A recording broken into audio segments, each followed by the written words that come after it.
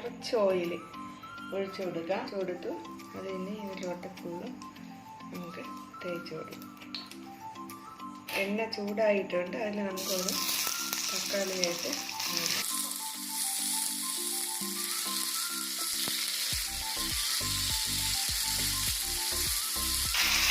തക്കാളി ചുട്ടരച്ച് ചമ്മന്തിയാണ് നമ്മൾ ഉപയോഗിക്കുന്നത്. തക്കാളി ഒന്ന് മറിച്ചിട്ട് കൊടുക്കാം.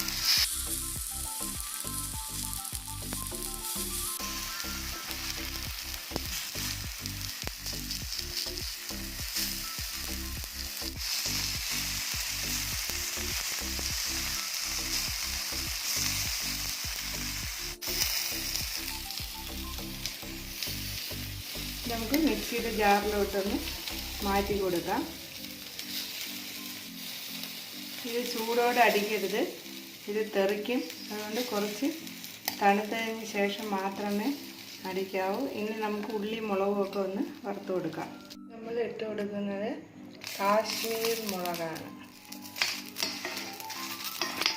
അധികം എണ്ണയൊന്നും യൂസ് ചെയ്യാതെ നല്ല ഹെൽത്തി ആയിട്ടുള്ള ഫുഡാണിത്.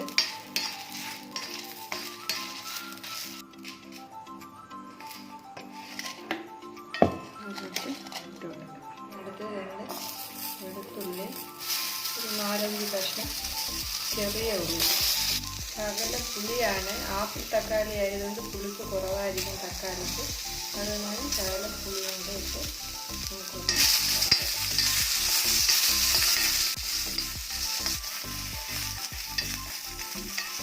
നിറം ഒന്ന് മാറി വന്നിട്ടുണ്ട്. നമുക്കിതിൻ്റെ ആവശ്യമുള്ളൂ.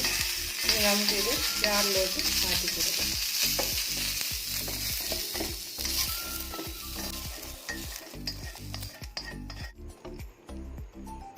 കുറച്ച് തേങ്ങയാണ് നമ്മളിപ്പോൾ ഇട്ട് കൊടുത്തത്. കുറച്ച് വെള്ളം ഒഴിച്ചാൽ മതി.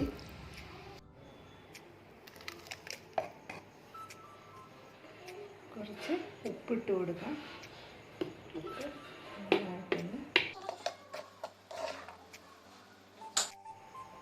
കുറച്ച് എണ്ണ ഒഴിക്കണുള്ളൂ. കടുക്,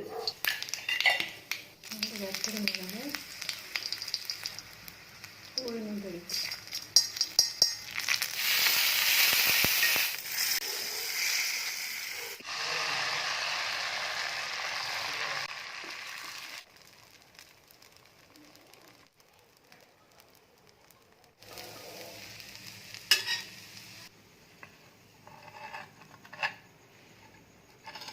കോഫിയാണ്. 1 ഗ്ലാസ് പാൽ ഒഴിച്ചു, 1.5 ഗ്ലാസ് വെള്ളവും, ആവശ്യത്തിനുള്ള പഞ്ചസാര,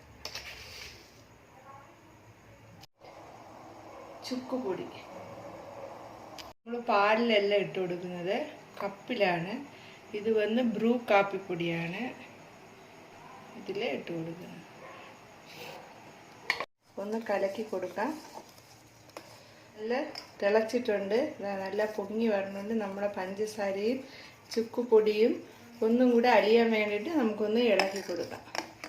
കപ്പിലോട്ട് പാല് അരിച്ച് ഒഴിക്കാം.